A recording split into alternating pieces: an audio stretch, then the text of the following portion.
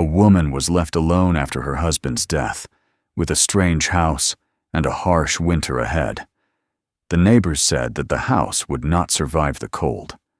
When winter came, it became clear who was right. Subscribe and write in the comments which city you are watching from. Autumn on the Frontier did not announce itself with color so much as with silence. The land seemed to withdraw from sound first, then from warmth. The grasses that had stood tall through summer bent low and dulled. Their green drained into a brittle yellow that crumbled beneath a boot. Frost arrived early that year, first as a thin, uncertain sheen at dawn, then as a hard certainty that clung to the earth even after the sun rose. The woman noticed it in the way the soil resisted her shovel, in the way the wind carried no scent of rain, only the dry, metallic edge of cold. Their homestead lay far from any proper road, a scattering of fields and fences carved out of a vast, indifferent plain. A handful of other farms dotted the distance, each one barely visible on clear days, and completely lost when fog or snow moved in. Here, seasons did not soften into one another. They arrived like verdicts. Autumn had come to pass judgment, and winter waited behind it, impatient and unmerciful. She had lived on this land for many years, long enough to know its habits, long enough to recognize when something was wrong. The birds left early. Flocks that usually lingered until the first true snows rose suddenly from the trees and vanished southward, leaving the branches naked and still. Even the animals sensed it.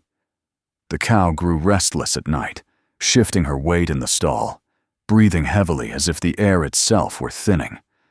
The calf stayed close to her flank, pressing against warmth instinctively, unaware that instinct alone would not be enough in the months ahead.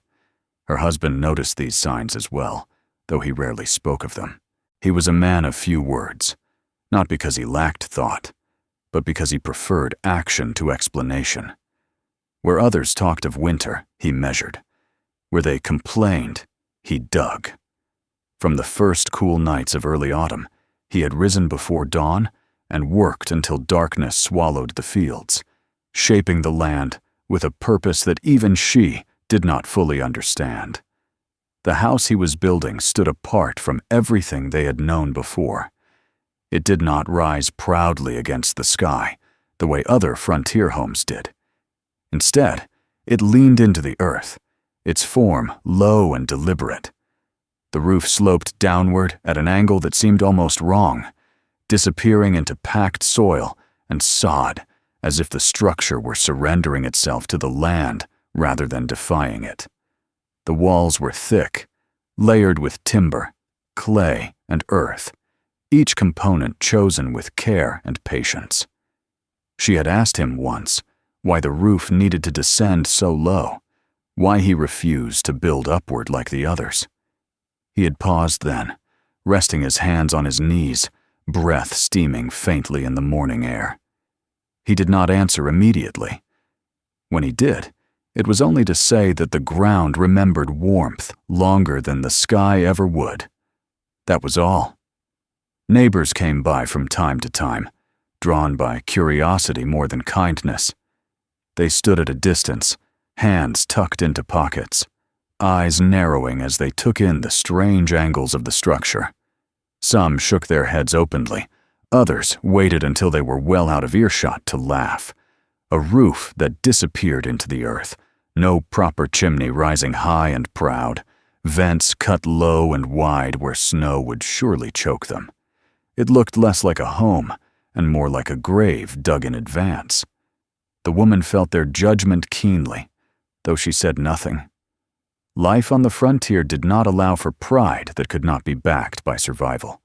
She trusted her husband because she had always trusted him. He had brought her safely through lean years and sudden storms before. Still, as the days shortened and the air sharpened, doubt crept in quietly, settling beside her at night when the wind rattled the old boards of their temporary dwelling. The work took its toll on him. He labored in damp earth and cold wind, often returning with clothes soaked through and hands cracked raw, despite the gloves she mended again and again. When the cough began, neither of them thought much of it. Everyone coughed in autumn. Dust, cold, exhaustion. It was the way of things. He dismissed her concern with a tired smile and returned to his measurements, his digging, his careful sealing of gaps that no one else could see. Then the cough deepened. It lingered through the night, rattling his chest in a way that made her wake and listen to his breathing long after it subsided. His skin grew hot even as the evenings turned cold.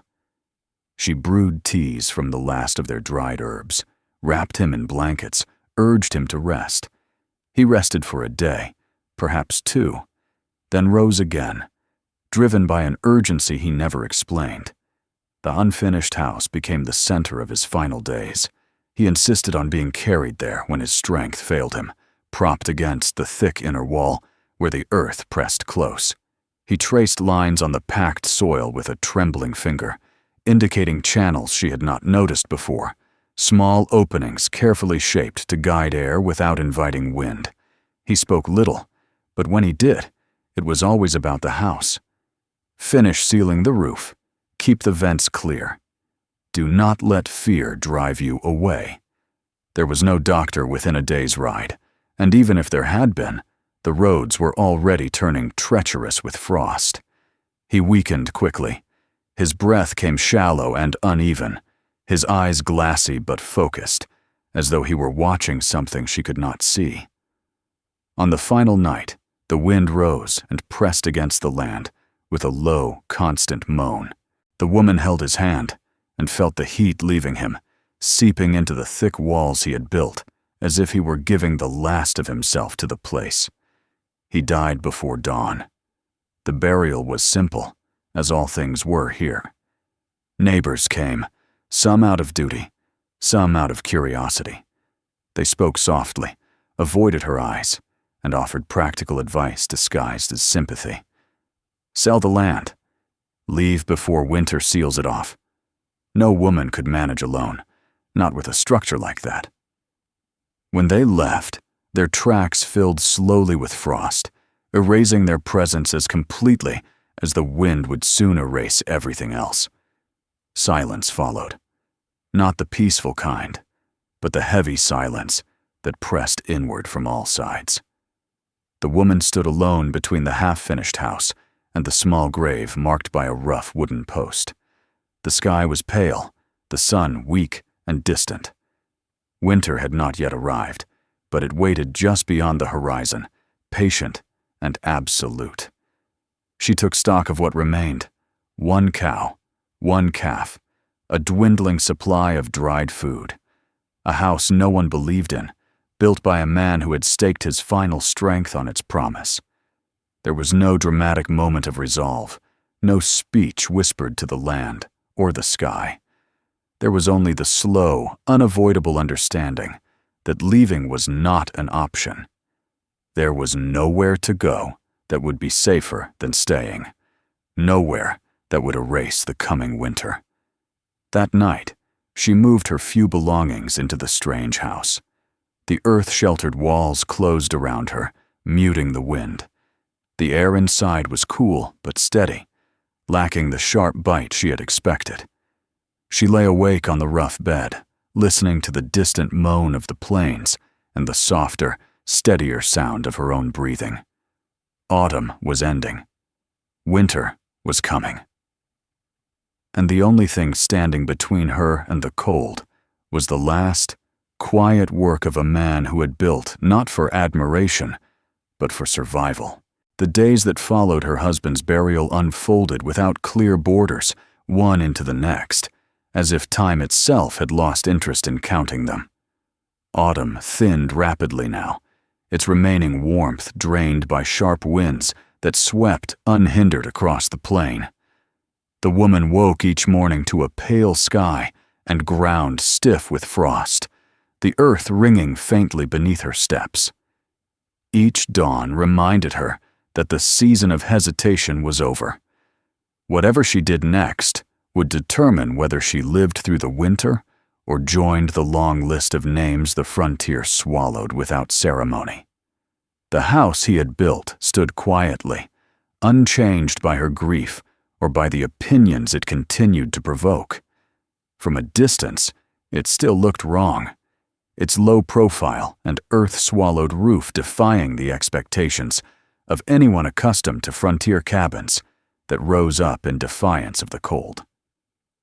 When neighbors passed by on their way to distant fields or remaining supplies, they slowed their horses and stared. Some shook their heads openly. Others called out remarks they likely believed were practical advice, though they carried the weight of judgment all the same.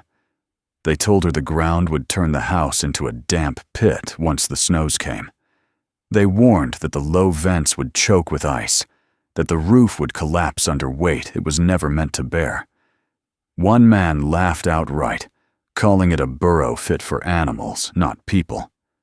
Another suggested she dismantle it while there was still time, burn the timber for heat, and move in with relatives before the passes closed. Their words followed her long after they rode away, lingering like smoke that refused to clear. She listened without responding. Arguing would not change their minds, and she herself was not yet certain enough to defend the house with confidence. Doubt lived in her as stubbornly as grief. At night, when the wind pressed against the buried walls, she lay awake and waited for something to fail, for cold to seep in, for dampness to rise from the ground and claim the space. Each morning that passed without catastrophe felt less like reassurance and more like borrowed time. Living alone altered the rhythm of her days. There was no one to share decisions with, no voice to counter her fears or steady her resolve.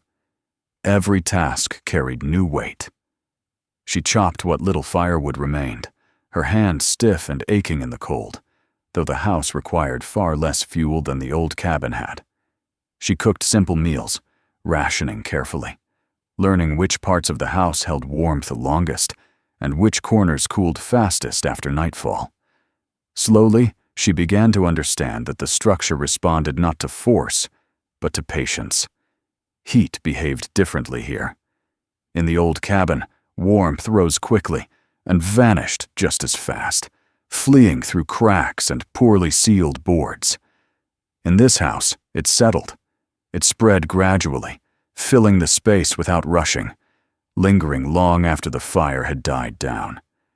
The walls, thick with earth and clay, seemed to drink it in during the day and release it slowly through the night. She tested this cautiously, adding less wood to the hearth, waiting, observing. Each time, the temperature held steady, neither stifling nor bitter. The air surprised her most. She had expected dampness, the stale heaviness of a space half buried in soil. Instead, there was a constant, subtle movement she could feel rather than hear. The vents her husband had cut low into the walls drew air gently through the house, replacing it without drafts or sudden chills. She found herself breathing more easily here than she ever had in the old structure, as though the house were alive in a quiet, restrained way. The cow and her calf became central to these early weeks. As the nights grew colder, the animals grew restless in the separate shelter that had once sufficed.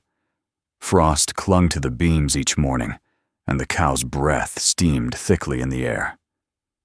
One evening, after watching the calf shiver, despite the straw piled thick beneath it, the woman made a decision she knew would earn further disapproval if anyone were there to see it. She brought them inside. At first, she felt a deep unease. Keeping livestock under the same roof went against everything she had been taught. It was unsanitary. It was improper. It was something only those without options resorted to. Yet she had no options left. She cleared a space in the lower section of the house, one her husband had left, deliberately open and reinforced.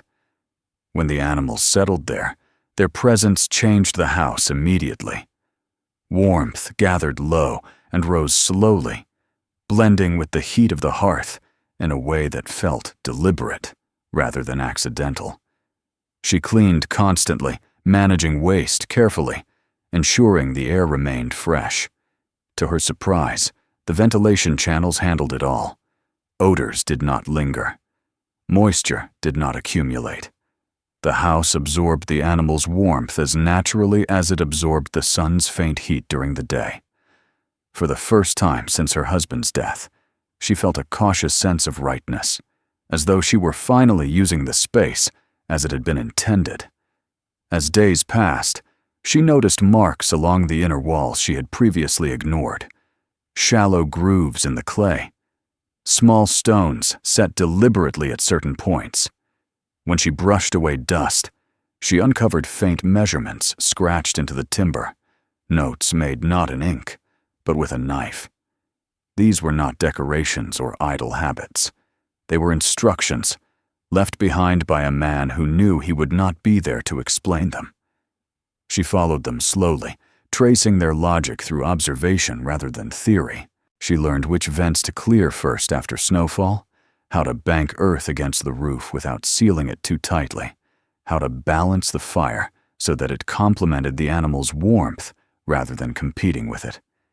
Each small success built on the last, forming a fragile but growing confidence. One night, colder than any before it, became a turning point she did not immediately recognize as such.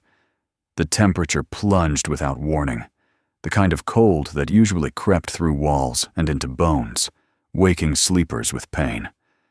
She went to bed tense, certain this would be the night the house failed her.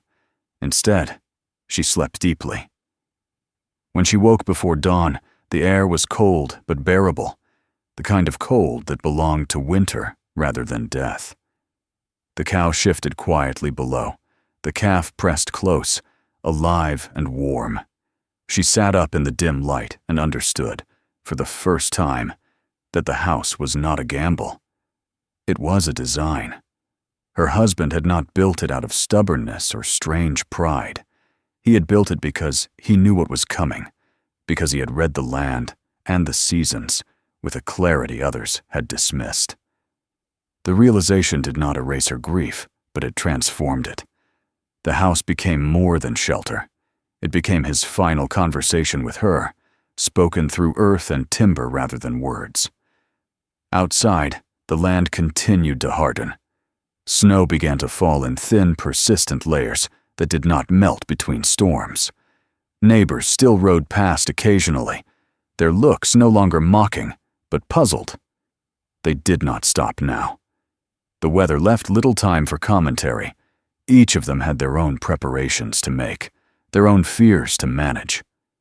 Inside the earth-sheltered house, the woman moved with growing assurance. She no longer waited for failure. She watched, adjusted, learned. The structure no longer felt like a mistake someone else had made for her. It felt like a tool she was finally learning how to use.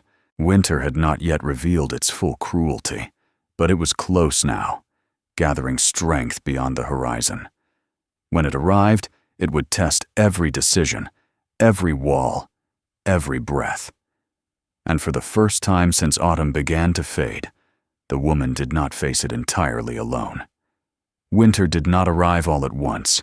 It advanced the way a siege advances, methodically, without drama, cutting off one comfort after another until resistance became a matter of endurance rather than hope. The first heavy snow fell overnight, soundless and complete, erasing the land's last familiar shapes. Fences vanished beneath white drifts, paths dissolved, distances grew deceptive. By morning, the world beyond the house looked flatter, wider, and more hostile, as if the plain itself had been stripped of mercy. The woman stood in the doorway and watched the snow fall for a long time before stepping back inside. The air outside bit sharply at her lungs, but inside the house the cold behaved differently. It did not rush in.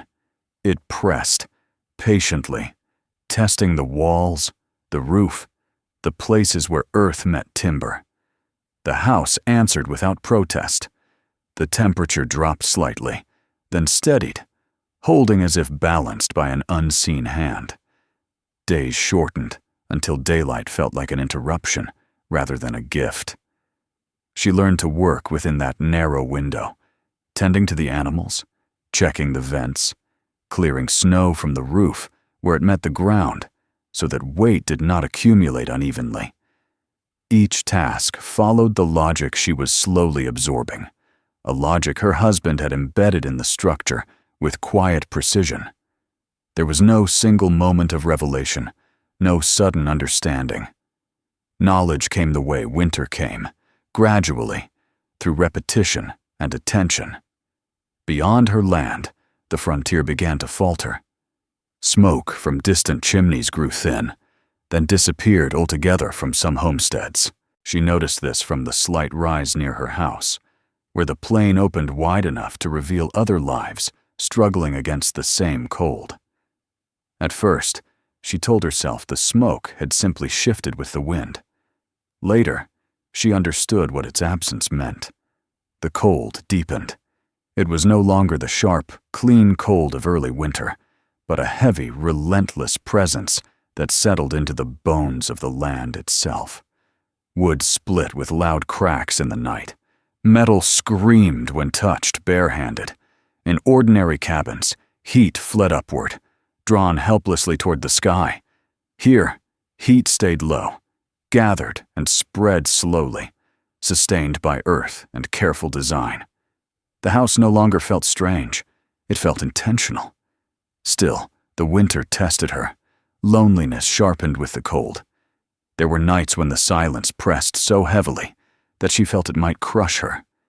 She found herself speaking aloud simply to hear a human voice, even if it was her own. Sometimes she addressed her husband directly, not an accusation or plea, but in the practical tone she had once used when asking where tools were kept or how long a task might take. In the steady warmth of the house, his absence felt both unbearable and strangely contained, as if the walls themselves acknowledged it. The cow remained her anchor to routine. Each morning and evening, she tended to her, cleaning the space, bringing water that threatened to freeze before it could be poured, rationing feed with careful calculation. The calf grew slowly, its small body a constant reminder of fragility. She watched it closely, knowing that any sign of weakness could mean the difference between survival and loss. The animal's warmth continued to feed the house's balance, rising gently, blending with the heat of the hearth in a way that felt less like coincidence and more like conversation. Outside, mistakes accumulated. One neighbor, confident in his large supply of firewood, burned through it too quickly, feeding his stove aggressively against the cold. When his chimney cracked, he had no easy way to repair it. Another family sealed their house too tightly, desperate to keep warmth in, only to find the air growing foul and heavy, sickness creeping in alongside the cold.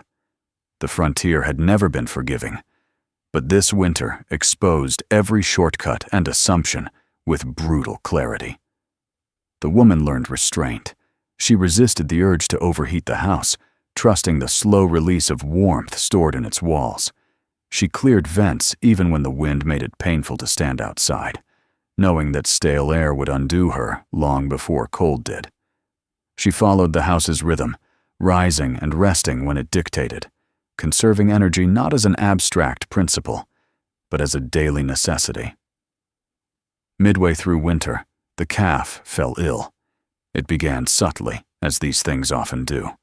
A reluctance to stand, a lack of interest in feed. Its breath grew shallow, its body colder than it should have been, despite the stable warmth of the house. Panic threatened to take hold, sharp and immediate, but she forced it back. Panic wasted energy. Panic made hands clumsy. She moved the calf closer, wrapping it in blankets she could scarcely spare, pressing her own body near to share warmth. She adjusted the balance of the house, allowing the animal's heat to concentrate where it was needed most. She stayed awake through long hours, listening to the calf's breathing, watching for signs of improvement or decline. In those hours, the house became not just shelter, but instrument, responding subtly to each adjustment she made. She thought often of her husband during that vigil, of how he had worked in silence, trusting calculations no one else believed in, of how little time he had been given to explain himself. If the calf died, it would not be only an economic loss. It would be proof, whispered by the winter itself, that she had misunderstood his final work. The calf survived. The change was gradual, almost imperceptible at first. Its breathing steadied. Its body warmed. By morning, it rose unsteadily to its feet, leaning against its mother for balance. Relief washed through her so completely that she had to sit down, dizzy with it. She did not cry. Tears would have frozen too quickly in the air. Instead, she rested her hand against the thick wall and closed her eyes, feeling the steady, stored warmth beneath her palm. From that day on, fear loosened its grip. The winter continued its assault, but she no longer met it as a test she might fail at any moment. She met it as an ongoing condition, something to be managed rather than endured blindly. The house proved itself again and again, not through dramatic resistance, but through quiet consistency. Weeks passed, snowstorms layered upon snowstorms, compressing the land into a hard, shining surface that reflected light painfully when the sun did appear. Some days, she did not step outside at all, content to trust the house's integrity. On others, necessity drove her out into the biting wind, and she returned grateful not just for warmth, but for stability. By the heart of winter, the frontier bore visible scars. Empty houses stood dark and silent, their owners either fled or lost. The woman saw fewer riders on the horizon, fewer signs of movement. The world had narrowed to essentials: warmth, air, water, life. Inside the earth-sheltered house, those essentials held. The realization came not as triumph, but as quiet acceptance. Her husband's final labor had not been an experiment or a defiance of tradition for its own sake. It had been a response to a land that punished complacency. In surviving this winter, she was not merely proving others wrong. She was completing his work. Outside, the cold showed no sign of relenting. Inside, the house endured. And so did she. By the time the winter reached its deepest hold, the land no longer felt merely cold. It felt abandoned. Snow lay so thick and compacted that it reflected sound back upon itself, turning even the wind into something muted and distant. The sky seemed perpetually pale, as though color itself had been drained from it. Days passed without visible change, each one pressing upon the next, until time lost its familiar markers. In that vast, white stillness, the frontier revealed the cost of every careless decision made before the first snowfall. The woman sensed the shift before she saw it. It came not as noise or movement, but as absence. For weeks, smoke had already been rare on the horizon, but now it was gone entirely. No faint plumes rose to mark inhabited homes. No distant figures moved along the line where land met sky. The plain had become a blank page, and what had been written upon it was being erased. Inside her earth-sheltered house, life continued with a steadiness that felt almost unnatural by comparison. Warmth held. Air flowed. The cow and calf remained healthy, their presence grounding her in routine. She rose each day with purpose, tending to the small, essential tasks that kept everything in balance. Yet beneath that rhythm, she felt a growing tension, an unspoken awareness that survival rarely occurred in isolation for long. The first sign came late one afternoon, when the light had already begun to fail. She was clearing a vent near the lower edge of the roof, her movements careful and deliberate, when she noticed something darker than shadow moving against the snow. At first, she thought it an illusion, a trick of tired eyes. Then it shifted again, closer this time, and she recognized the unmistakable shape of a man struggling forward against the wind. He moved unevenly, stopping often, his progress marked by shallow collapses into the snow that he barely seemed able to recover from. By the time he reached the edge of her land, she could see that his coat was stiff with ice, his beard rimed white, his hands bare and cracked.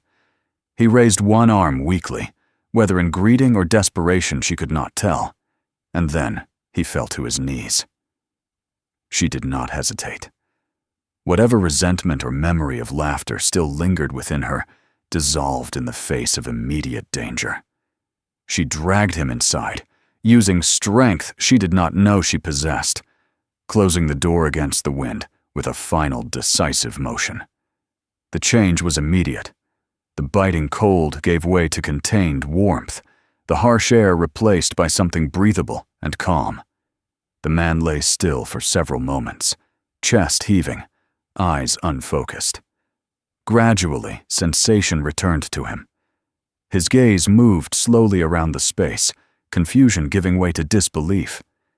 He struggled to sit up, his eyes widening as he took in the thick walls, the low ceiling, the quiet heat that enveloped him without smoke or roaring fire. He spoke at last, his voice hoarse and unsteady, asking where he was. She told him simply that he was safe, that he needed to rest. When she helped him remove his frozen coat, she saw how thin he had become, how close exhaustion had brought him to the edge. Only then did he tell her what had happened. His house had failed. Not suddenly, but inevitably. The chimney had cracked days earlier, and in his desperation to keep his family warm, he had sealed gaps that should never have been closed. The air inside had grown foul. His wife had fallen ill. When the roof began to sag under the weight of accumulated snow, he knew they could not stay. He left them with what little warmth remained and set out, believing he might reach another homestead before nightfall. He had laughed once, he admitted haltingly, at the strange house with the roof that disappeared into the ground. He had never imagined it would be the only one standing. As he spoke, she became aware of movement outside again. Another figure emerged from the white, then another. Word, it seemed, traveled even in winter. Desperation carried farther than sound. By the time darkness fell fully, 3 more people stood at her door, faces drawn, bodies stiff with cold. She let them in without question. Inside, the house adjusted as if it had anticipated this moment. Warmth redistributed itself without strain. Air continued to move, clearing moisture and breath, preventing the heaviness that would have suffocated a crowded space. The newcomers noticed everything at once: the absence of smoke, the lack of biting drafts, the steady temperature that did not spike or collapse with the opening of the door. They spoke in hushed tones, as though afraid to disturb something fragile. Questions came cautiously. How did it work? Why was it warm without a towering fire? Where did the air go? The woman answered as best she could, drawing not from theory, but from lived experience. She pointed out the vents her husband had carved, the way the roof met the earth, the placement of the animals below. As she spoke, she realized that she understood the house fully now, not because it had been explained to her, but because she had survived within it. One of the men ran his hand along the inner wall, feeling the warmth stored there, and shook his head slowly. Another stared at the roof, at the place where it vanished into packed soil and let out a breath that might have been awe or regret. The laughter that had once accompanied their glances at this place did not follow them inside. It could not. The house itself silenced it. They stayed through the night. No one slept deeply at first, too aware of the unfamiliar security surrounding them. Yet as hours passed and nothing failed, tension eased. Breathing slowed. Bodies warmed. The wind howled outside, furious and impotent, unable to reach what lay beneath the earth. In the morning, the light that filtered in was weak and colorless, but it revealed faces no longer etched with panic. The man who had arrived first approached her quietly, his eyes lowered. He spoke not to apologize outright, but to acknowledge what he had once dismissed. He asked about her husband then, about the man who had built this place. When she told him, there was no disbelief in his expression, only a solemn understanding that came too late to be useful for pride. News spread slowly after that, carried by those who could still walk, by those who dared to venture out in search of help or shelter. Others came in the days that followed, some only to warm themselves briefly before returning to salvage what they could, others to stay longer, their own homes beyond saving. The woman managed the space carefully, mindful of the balance that had kept her alive.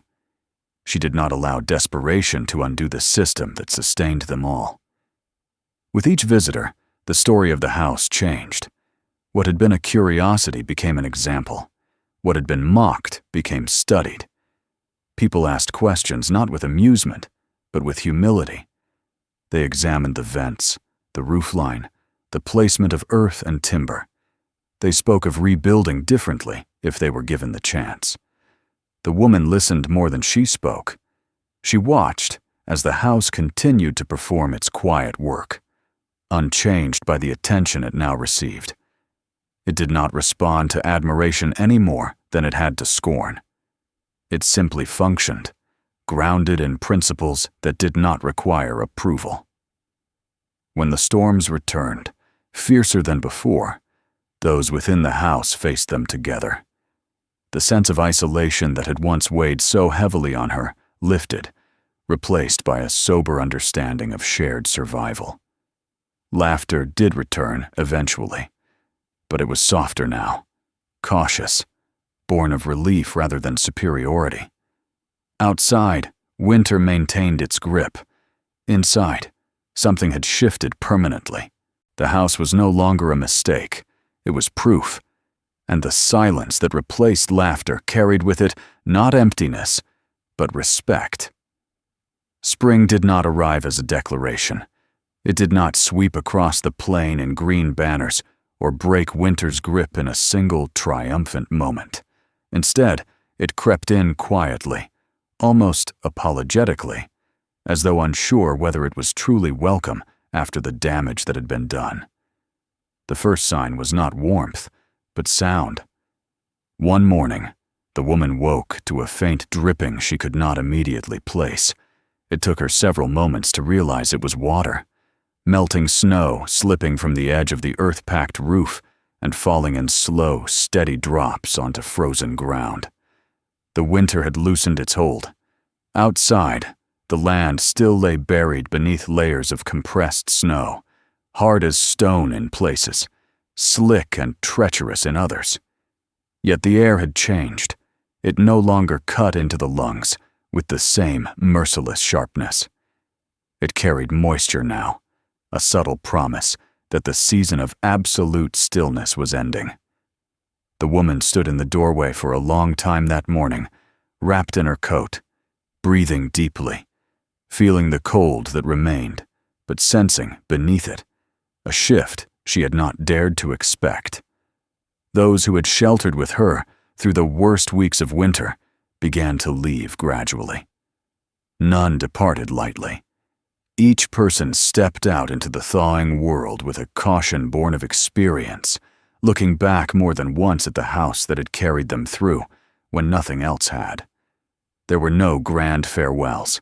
Gratitude was expressed quietly, sometimes awkwardly, by people unused to admitting they had been wrong.